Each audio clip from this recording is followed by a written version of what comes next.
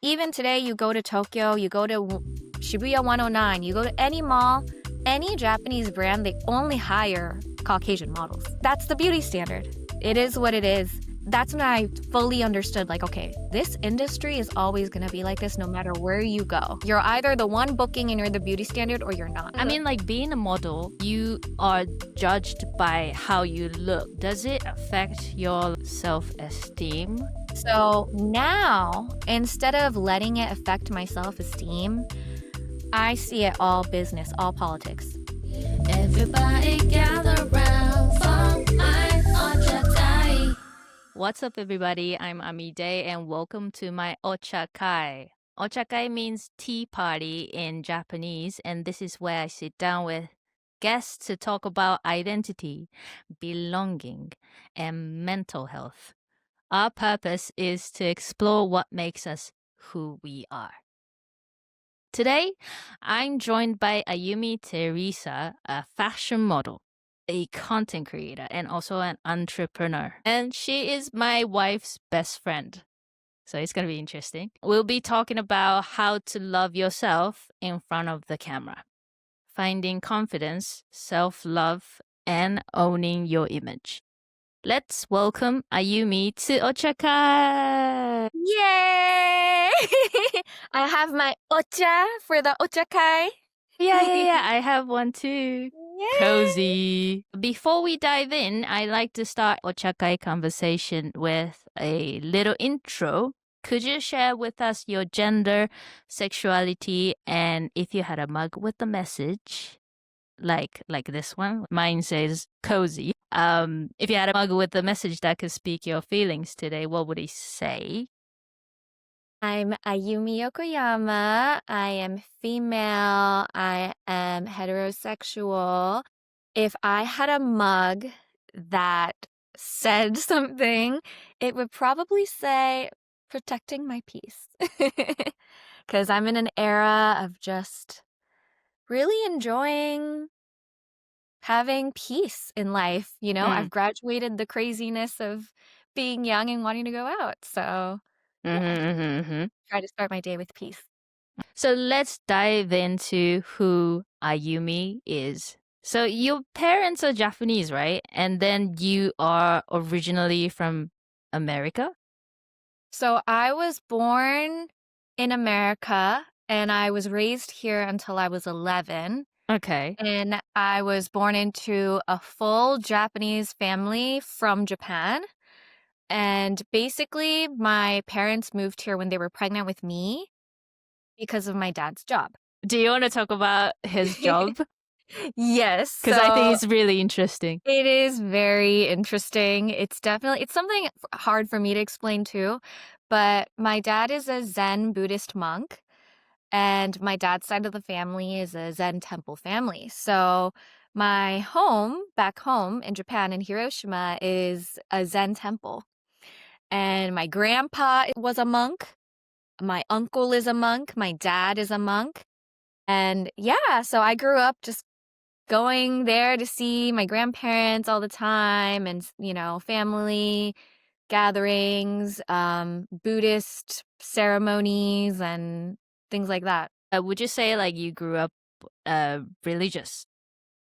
So honestly, my parents didn't really push religion onto me that much, which I actually appreciate because it kind of kept us really open. I actually even went to a Christian university in Japan. That's very interesting. Yeah. And I remember I asked my dad, like, would you care? And he was like, no, like, do whatever you want to do.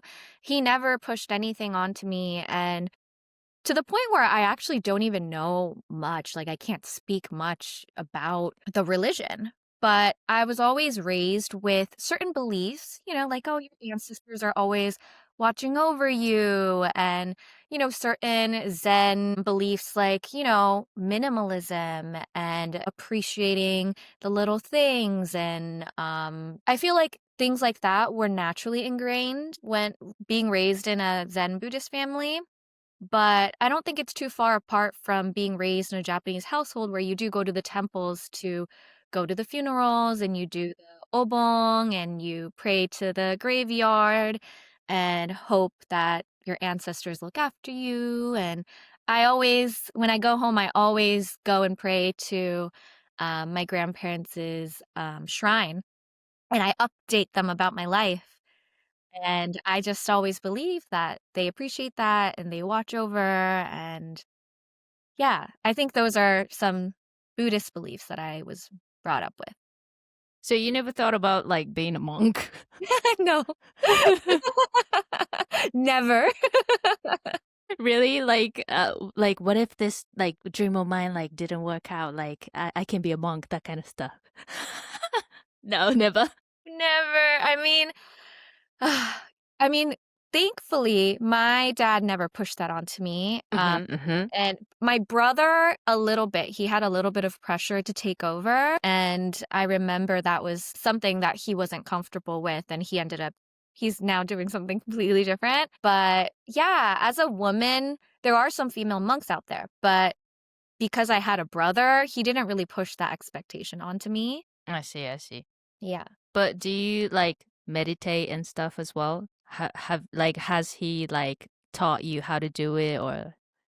I remember when I was little, my dad would teach me how to sit for zazen, and he would kind of teach me how to meditate, but it wasn't something I really practiced. And now that I'm older, I actually do my own form of meditations, but I think it's more Western meditation. I see. Yeah. I do meditate too. Yeah. It's nice. I like Yeah, it. it's nice with the guided meditation and stuff.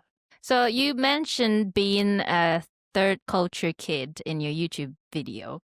So I had to Google what that means. So it basically means you are from parents who have different culture from the place you were born, correct? Right.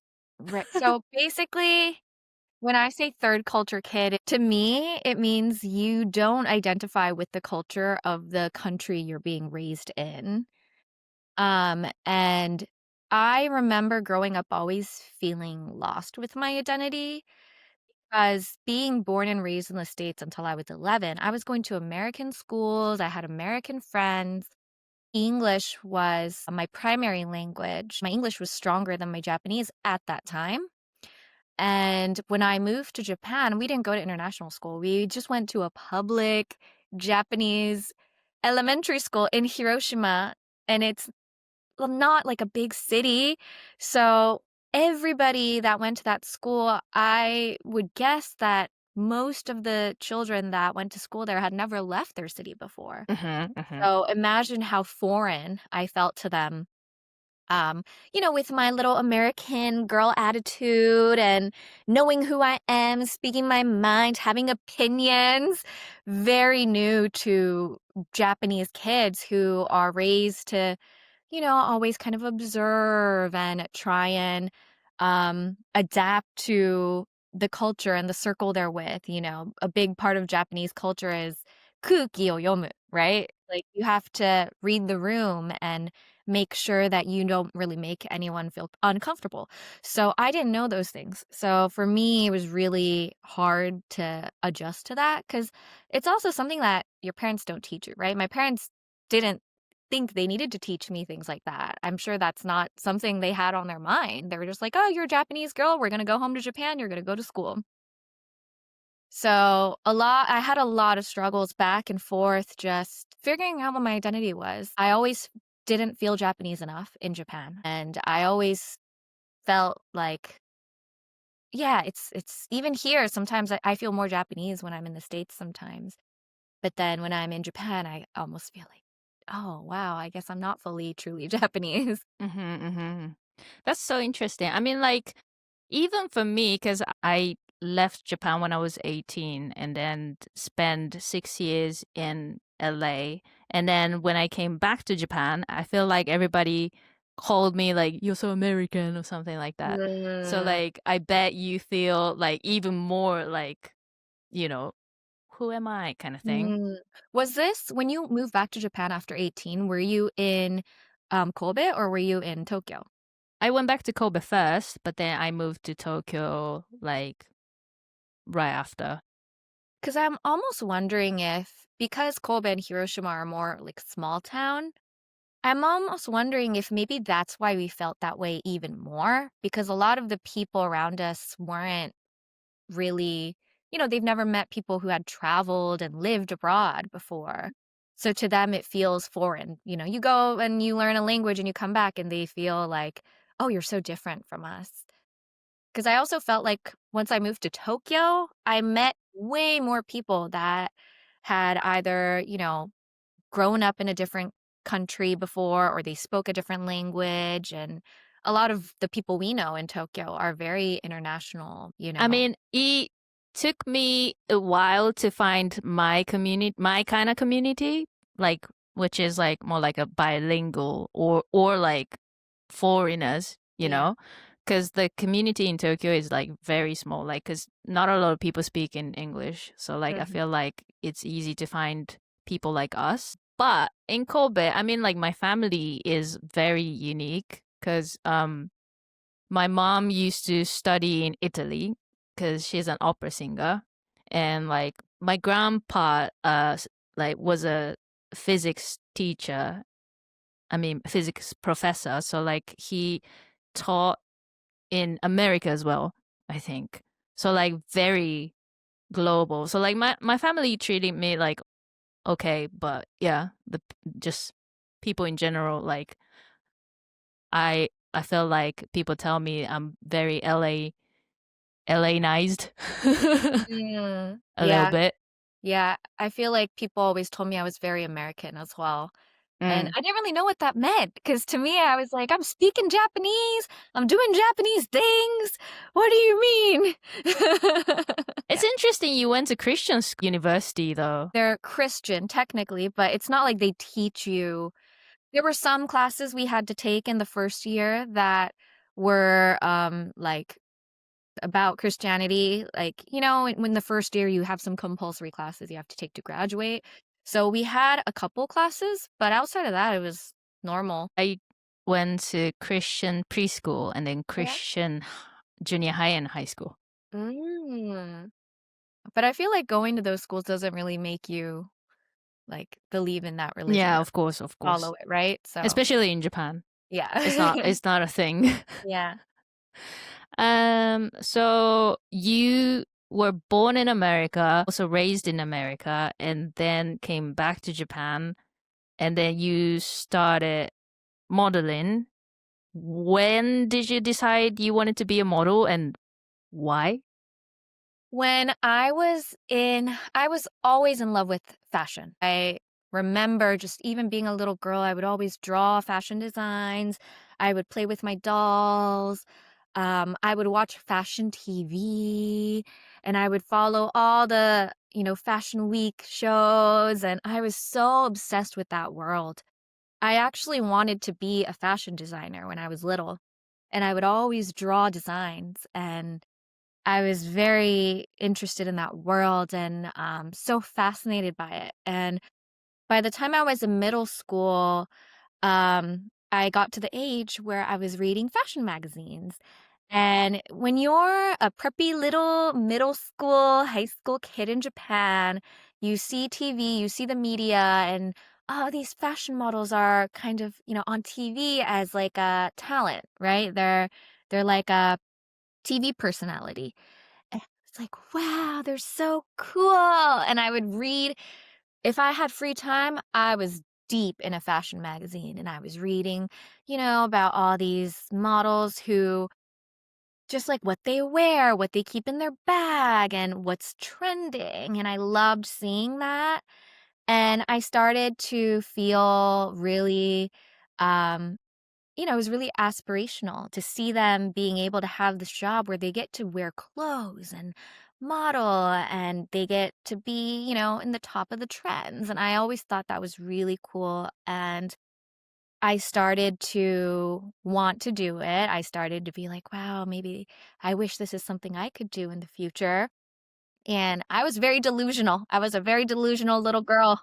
You gotta Um, be, you gotta be. Gotta be. And yeah, and I remember by the time I was in high school, I was like, I definitely want to move out to Tokyo. I want to be in the entertainment industry. I want to do something in fashion. Yeah, and then I had zero options for me staying in Hiroshima. Like no questions asked. I was like, I'm out. I'm out. I mean, like being a model, um, you are judged by how you look, right? Yeah, Basically, like, you need to be in front of the camera and then you need to look certain way. Does it affect your self-esteem? 100%. Yeah.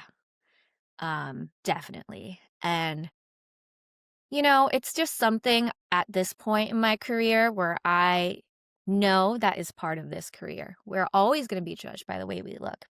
And something that really shifted my mindset on this is just moving across different markets with modeling. So, for example, when I was modeling in Tokyo, especially this is like 10, 12, 13, 14 years ago, right?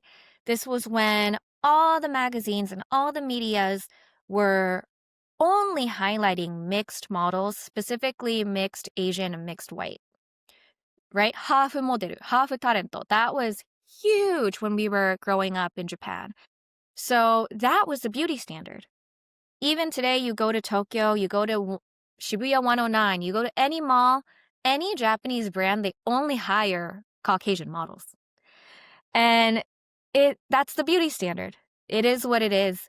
And I remember just when I was trying to make it in Tokyo and I was in the industry, it made me so almost angry. Like I'm working so hard and I know I'm a good model. I know how to pose. I know that I can move in front of the camera and I'm not getting the same opportunities. And I remember I was so frustrated and I kept working harder and harder. And it got to a point where I realized, I dyed my hair bleach blonde. And everything changed. The second I dyed my hair blonde, I was booking left and right. Wow. Yes. I mean, even Laura, like she dyed her hair for modeling as Mhm. well. Yeah, yeah. Something as simple as dyeing your hair can change your entire career.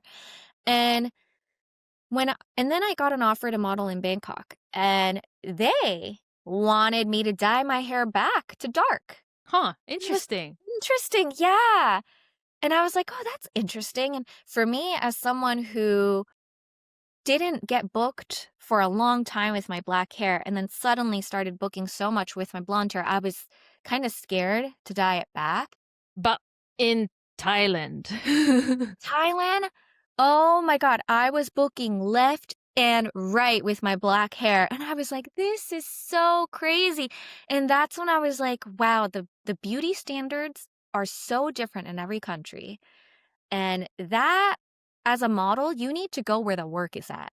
You don't get to choose where you're going to get booked. You have to go where the work is at. And that's when I was like, wow, beauty standards are such a thing. And yes, it makes me angry. Yes, it's not fair, but it's just how the industry is. And what I saw when I modeled in Thailand was the opposite of what I was experiencing in Japan. In Bangkok, they love the pale Eastern Asian looking people. So anyone that looked Mm. Japanese, Taiwanese, Korean, Chinese, they were booking a lot. And the Thai people that had darker skin, that had naturally darker features and curly hair, they weren't booking. And that really made me sad, and it really flipped the switch. I was like, "Oh, this is what's happening in Tokyo, but it's the opposite of what I was experiencing." And that's when I fully understood, like, okay, this industry is always going to be like this no matter where you go. You're either the one booking and you're the beauty standard or you're not. When I moved to LA, guess what? I moved here during 2020, peak of Black Lives Matter, diversity. Of course, they wanted to book me as an Asian girl with black hair. So now, instead of letting it affect my self-esteem, I see it all business, all politics. Oh, I sat in this shoot. It is though. It's true. Like, oh, I literally modeled for this beauty campaign, this huge beauty campaign. So the ambassador for this brand was an Asian female. She's not a model, but she's like an ambassador. She's like a female celebrity talent, right? And because of that, my face isn't going to be chosen to be in Sephora. It's going to be someone who doesn't look fully Asian because they already have the brand ambassador who's fully Asian. And it doesn't matter how long I was at the shoot. It doesn't matter how many shots I did, how many looks I did. It's like, oh, they're going to pick this over that, you know? It's all politics. So I don't let it affect me anymore. It's also interesting because like I got scouted by a talent agency here in London as well. And then I mean even though I have a blonde hair, but they said that the right now the trend is Japanese actors.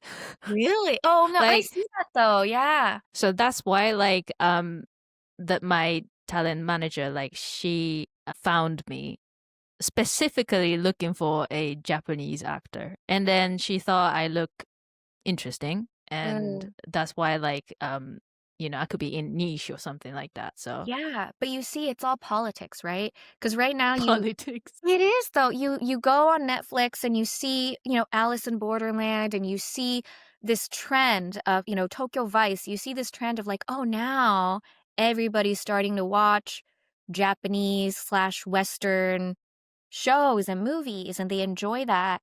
And it's just, it's time. It's momentum, it's what's trending, it's what's going on in the world, and it's not always fair, but when it works in your advantage, then you gotta surf through it and just make Right. those coins. So you started off as a model in Japan, Tokyo, right? Mhm. And then also in you modeled in Thailand as well. Yes. I saw your YouTube mentioning that people in Asia told you that your moles are ugly or something like that, which is Yeah. very rude. Yes. Like, what? How? I think in a lot of Asian culture, it's like the beauty standard is to have clear skin, no moles, like just white porcelain skin. And I've been told multiple times, I've been told by agents, I've been told by makeup artists, I've been told by like doctors at skin clinics, like, oh, you should get that removed. And when I was a little girl, I used to be insecure about it. But once I got to middle school, high school, college, like those teenage years, I actually started to love it because it's been with me for my whole life. I've had these moles since you look at my little baby toddler pictures, I have them. And I remember thinking like when I first got signed to a model agency, they told me like, "Oh, you should probably get it removed." And I remember I was like, That's crazy. "Yeah." And I remember thinking to myself, "Do I want to remove these moles?" And as ambitious as I was to make it in the modeling industry, I really listened to my heart and I was like, you know what? I don't want to because I feel like that would be taking away a part of me, that makes me unique, that makes me who I am. So I decided not to. I learned to love them. And I was like, wow, I actually do like my moles. I don't think I want to take it off. And I kept it. And I'm really glad I did because now I feel like a lot of brands are moving into the mindset of wanting to hire people that look different, that look unique. Hmm. Yeah. When did you start thinking that like self-love is more important for you? I think it's definitely after. Oh, that's a deep question. Okay, hold on. Let me think on that one for a second. I think it was a gradual thing. And especially growing up between the two cultures, I felt like I naturally started to try and shift my personality to match whoever I was talking to. Because I didn't talk about this before, but when I first moved to Japan, I got bullied really badly because I was very different. And I think that experience and kind of just being picked on for being different, not understanding the culture, not understanding the standards, being misunderstood really changed me and made me someone who tolerated a lot of things, who was scared to say what I really felt and scared to just be scared to even like have an opposing opinion about things. And I feel like when you start doing that, you start burying yourself deep Mm-hmm. underground. So you become like a people pleaser, basically. Exactly, exactly. It's just something that, um, it's something that I've had to work on for a really long time. Once you become a people pleaser and you start believing that no one's gonna love me if I don't make them happy, or no one's gonna love me if I don't agree with them, if I'm different, if I don't adjust my feelings, if I don't accommodate myself to them, then you start having mental health problems because you tolerate so much and you stay silent for so long and you take so much BS from people. And at a certain point, you break. And that happened to me multiple times. And, it's not about the other person being bad or whatever. It's more about me not knowing how to speak up and me not knowing how to communicate. And that put me in really difficult situations mentally multiple times. And I think that's when I started to learn, you know what? My feelings do matter. My opinions do matter. And there's nothing wrong with speaking up. There's nothing wrong with communicating as long as I communicate with love. And that's when I think my healing journey slowly started to progress. Mm-hmm. I love that you like share that with people online, like you make content about it. What Yeah. made you want to make content about like self-love and all that to like, tell people it's important? Honestly, just me feeling like the girl that is on the other side of that video. Because I felt like I wasn't confident. I felt like I didn't love myself enough. I felt unworthy. And it hurts. It hurts to feel that way. And I honestly I think I made my first self love video on YouTube. And I was more so speaking to myself than anybody else. And then it resonated with a lot of people. And I realized that this is a topic that's not really talked about in Japan. And a lot of people really appreciated that I was speaking about it. And I was getting all these DMs from girls that were like, I watched your video and it really saved me. And, I watch it every day. And that's when I was like, wow, these topics really help people. And if I can use my platform to speak on it and make someone's day a little bit lighter and brighter and happier, then why not? That's really cool. We kind of talked about like self-esteem from like modeling and stuff, but you made a YouTube on body image, like how your body changed after turning 30. And I went through a similar thing. Like, I think after like 32, 3, I think, like, I feel like I gained a little bit of weight. And I feel like a lot of people will go through that. How did that experience shape your relationship with your body? It was really, really, really hard. And honestly, I still struggle with it sometimes. But as someone who is always naturally skinny, it's really frustrating when all of a sudden you feel like you're not in control of your own body. And for a moment, like, it definitely felt like, wow, I'm doing everything right, but I'm still not as thin as when I was in my 20s. And it's not as instant as, in my 20s, I'll do one ab workout, snatched. And I was like, great, you know? And when that's the norm, it's like, oh my God, like, what's happening? What's happening to my body? And also, I also feel like it didn't help that a lot of my youth was in these countries having a career where beauty standards were such a thing and the beauty standards were so extreme. So there's always this in the back of my mind, I was just almost trained to always feel like I need to be thin. I'm not skinny enough. Look at her. Look how thin these girls are, you know? And it's such a toxic, unhealthy mentality, and I really, really do not like it, but sometimes when it's so ingrained in you, it's hard to get out of it. And I learned natural ways, healthy ways to get control of my body. I learned nutrition, right? Which is something that when you're young, you don't really have to worry about. You can eat whatever you want and you're fine.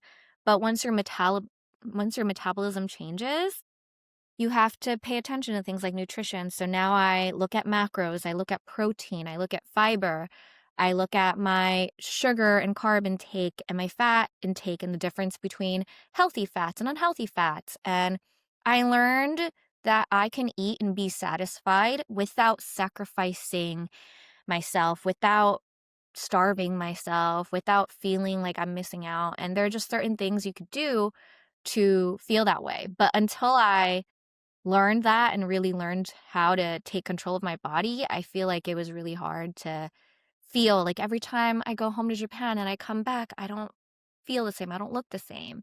You know, I just want to go home and eat Japanese food, you know?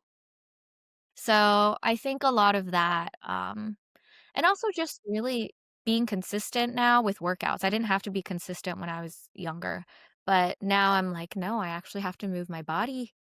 I have to build muscle. My journey with like my body is that I used to be a chubby kid in like high school.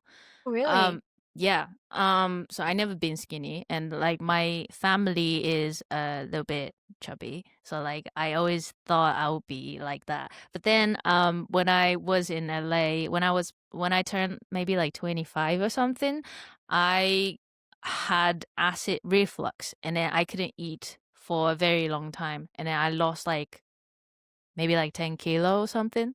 Wow. Yeah, so since then, like I could keep my body for a little bit. I mean, because I couldn't eat, I got slim. But so I never been slim in my whole like 20 something years. All of a sudden, people like started calling me like very slim, blah blah blah. I was like, oh my goodness, like am I really slim? And then and then so when I turned like 30 something, I started gaining weight again. It could be possibly from antidepressant medicine. I'm not Mm. sure. But then like when I went back to Japan one time and then I saw one of my friends, she grabbed my arm and then she was like, "Oh, you're bigger now," or something like that. And I was like, "Ah." Like Japanese people do that, right? I have had that happen to me too. And Really? it hurts because it's coming from your friend. And it's something so personal, so vulnerable. And a lot of times, at least for me, it was something that I was kind of like, oh, I feel like I'm gaining a little weight. The girls in Japan are so skinny. And you're already feeling kind of insecure about it. And then someone points it out. It's a hard pill to swallow. So yeah, I'm sorry that happened. Yeah. Is it a Japanese thing? Like, does it ever happen in LA? Or that would never happen in LA. That is a very much an Asian thing. I've heard other people from other Asian cultures kind of say similar things where family or friends will just comment on their body. But it's very taboo here in LA. It not Yeah, just it is. in the States, you know? So it's just different values and different standards, I guess. Yeah, I feel like in London as well, like we don't talk about weight or like how we Mhm. look. Those things are taboo, I think. Yeah. Especially like my parents' generation, maybe. I mean, one thing I'm grateful about my family and my parents is that they never commented on my body, never made me feel insecure. And that's something I'm really grateful for because I do hear a lot of other Asian people just be having their parents just make them feel insecure about their body. And yeah, for me, I think it's more so the industry and the beauty standards in Japan and growing up there during my teen and early 20s, just naturally those standards being ingrained in me. That's what shaped more so of my body dysmorphia and my body image insecurities. But anyways, I love that you learn how to embrace yourself over time. And you also mentioned that part of that came from your relationships, like letting go of toxic people and then finding the right ones who actually support you and all that. Was there like a specific moment that made you realize you needed to make a change? Moving to LA made a really big difference for me because I feel like LA is such a unique city where, I don't know, the culture is different in friendships. I had a really big culture shock when I first moved here. I was so excited and I met this other model on a shoe and she was so sweet and so friendly and so cool. And she was like, "Oh my God, we should go get coffee. Oh, you should come over. I just moved into my new apartment. We'll chat. We'll have a good time." And I'm like, "Oh my God, yay, my first friends in LA. I would love that. Okay, what's your Instagram?" DM her, "Hey, when are you free this week?" Crickets. And that is a very LA thing to happen. People will say, "Oh my God, we have to hang out. Let's do something. I would love to catch up." And it never happens and they just don't mean it. And it's kind Mm-hmm. of just something they say to be nice and friendly. And that was something that was a big, big like culture shock for me moving here. And it took me a long time to kind of find the right group of people that I felt comfortable with, that I could truly be myself with. Cause like I feel like in Japan, like when you say like let's hang and then like you message and then they take it serious, like it's gonna Yeah. happen.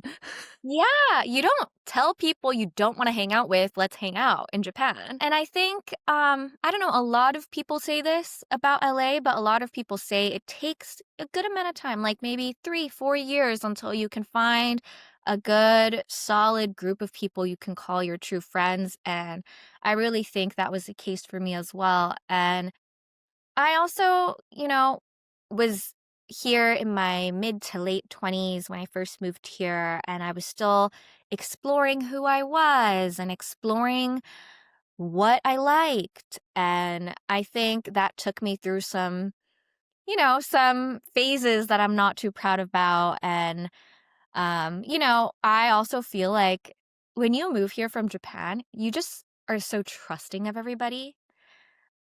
So And naive. yeah, so naive, so trusting of everybody, and that has put me in some situations that definitely were lessons I've had to learn. And I think when I first moved to LA, I remember thinking like it felt like everybody had such a wall up. They did not play with boundaries, right? And I remember like, wow, no one's like that in Japan. Everyone's like, arigatou gozaimasu, sumimasen, yes, like very like, oh, no, no, no, And I remember thinking, wow, this is very different, but I respect that. And over time, I learned why you have to be that way here because people will take advantage of you. You have to be able to stand up for yourself. You have to be able to speak up for yourself. You have to have boundaries. Otherwise, you will get tossed around and people have I feel like people have a very strong sense of who they are here.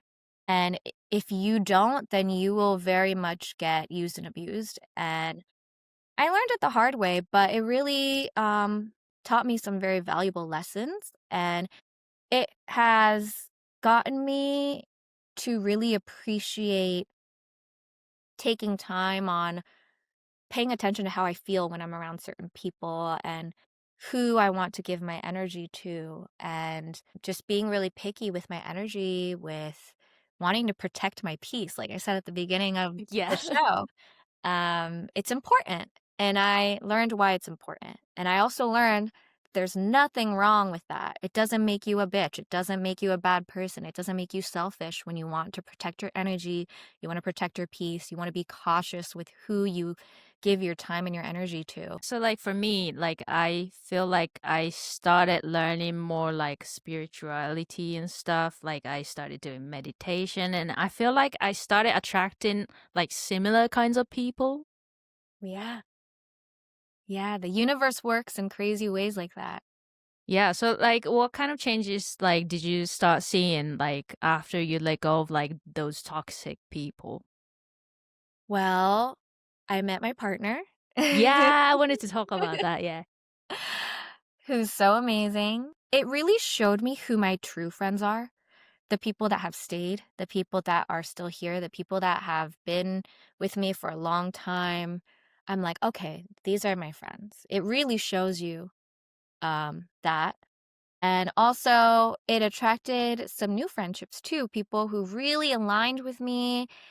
The conversations are uplifting, conversations are inspirational, aspiring. We're there for each other, we're there to level up together. It feels productive, um, in the best way ever. It's just it feels grounding, and that's when I learned how to listen to my nervous system when I'm around people. Oh, okay. Oh, can you explain that? Yeah. So, we discussed a little bit about how I used to be very people pleasy, and once I learned to graduate that. So when you are a people pleaser, right? You're always anxious. You're always anxious about how someone's going to perceive you. Like, did I say the wrong thing? Did I make them feel uncomfortable? Oh, oh, maybe they don't think I'm good enough, right? You're always worried. And once you listen to your nervous system, you will never have to feel that way with the right people. With the right True. people. Like when you Yeah, feel anxious, always feel like walking on eggshells. And when I'm with like people, like calm people, the kind of people I would like to hang, I don't feel that way. Like I feel safe. I feel safe like being myself more. exactly. And that's what I learned to do with everybody. I listen to my nervous system, and that's a sign, right? If I feel like I need to prove myself, if I feel like I need to watch what I'm going to say, if I feel like I'm always worried about what they think of me or how they perceive me, then that's a sign that they're not meant to be in your life. And that mentality helped me with choosing the right people in my life. And I ultimately think it led me to my partner Hmm. and being in a really healthy, really happy relationship. I love that we both found the right people. I Yeah. mean, thanks to you. But how does it feel to like have someone like that in your life now? It's it's a game changer. Oh my gosh, it is. For the longest time, and it's so crazy because my friends see it. They've seen me through all the other relationships and all the bad and all the crazy situations I've been in, and I have to say I didn't choose very wisely, but I feel like I'm a very loving person, so I genuinely, liked, loved, cared for all the people I have been with, but I wasn't listening to my nervous system, right? I was always trying to please the person I was with, or I was trying to hide who I truly was and change myself for them and make things comfortable for them versus myself. And once I learned to prioritize me, prioritize how I feel, make sure my boundaries are being respected, listen to how I feel, my nervous system when I'm around someone. Do I feel like I need to change myself for them? Or can I be myself? And do they accept me for that? That really helped me kind of weave through all the rights and wrongs in people. And obviously, I do think you have to date around to really find what you like, what you don't like, what's acceptable, what's not acceptable, right? Expectations. So I was single for a while. I was single for 4 years until I met Rob, who's my partner. I was single for 6 years before I met Laura. 6 years, Yep. wow. See, but during that time, we have to make all the mistakes we made to really know this is my person, right? Yeah. Also, like when you're with the right person, I feel like people around you like us as well. Like my parents love Laura, like my friends love Laura. Like I feel good, being in this Yeah. like relationship. Yeah. I feel a safety that I've never felt like in my life ever before. I feel so secure. I feel so loved. I feel so safe. It's just it's really healing. It's almost like it's healing all the trauma, all the wounds, all the insecurities I had ever since I was a little girl. It's like this love is healing me, and it's a very wild feeling. Now that you've grown so much, and then like now that you can love yourself more and be surrounded by people like that, w- would you say you feel you belong where you are right now? I think so, yeah. I moved here with the intention of only staying for 1 year. Only 1 year. I was like, "Oh, maybe I'll move to LA for a year, see how I like it. I might come back. We'll see." We're 5 years strong, going into 6.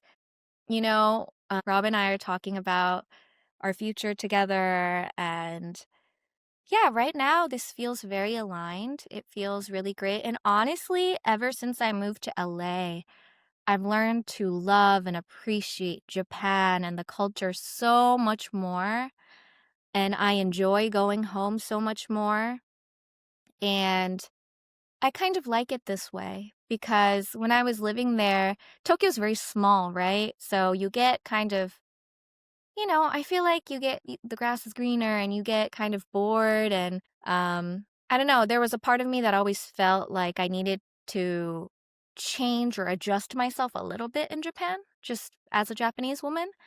And here, I feel like I can just be myself, but I get to still embrace my Japanese side, go home to my family, go see my friends, enjoy the culture and my time there. And I kind of like it that way. Do you have any messages to your younger self? Everything's gonna be okay.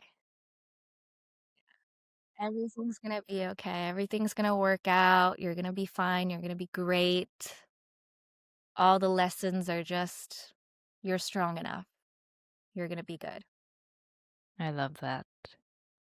I want to believe that too. Everything's gonna be okay. Oh, Even from now on, everything's gonna be okay. You think you manifested your life? it's so funny because when you're in it and you're so focused on the next step and the next thing and the next goal, you almost forget. But whenever I feel like I'm not at my goals fast enough, or whenever I feel like I'm not good enough, or whenever I feel like I'm feeling left behind, I always take a step back and I have a conversation with myself from 10 years ago. And I put myself in her shoes and I'm like, Ayumi, this is your life today. And I'm like, what? You're in LA? You're a model? You're in a happy relationship? You're in this apartment? Oh my, you're so cool. And I'm like, oh yeah, I'm kind of cool, I guess. And you just have to remind yourself that sometimes, like little me would think I'm so cool. But you're so focused on the next thing that you forget how far you've come. True, like, cause like we tend to just like look forward, like the future, but sometimes we need to look back and like see what we've accomplished in our Yeah. lives. Yeah, exactly. So I also think it's a Japanese thing, where you're just always trained to kind of be so modest. And it's like, oh, it's not that big of a deal. Oh, yeah, like, oh, thank you, but no, it's whatever. And we're just always used to having to minimize our wins and minimize things that should be celebrated. And we have to teach ourselves to be proud of ourselves, to give ourselves credit for the little things, to celebrate ourselves, and take a moment to just be like, wow, I really did that. I'm good. I'm doing good. Yeah. I love that. Well, Ayumi, thank you so much for coming to Ochakai. I had amazing time. It was a great conversation. And Thank you. This was so fun. yeah, this was so fun. Thank you so much. And we'll see you next time. If If you like this episode, please make sure to hit that subscribe button.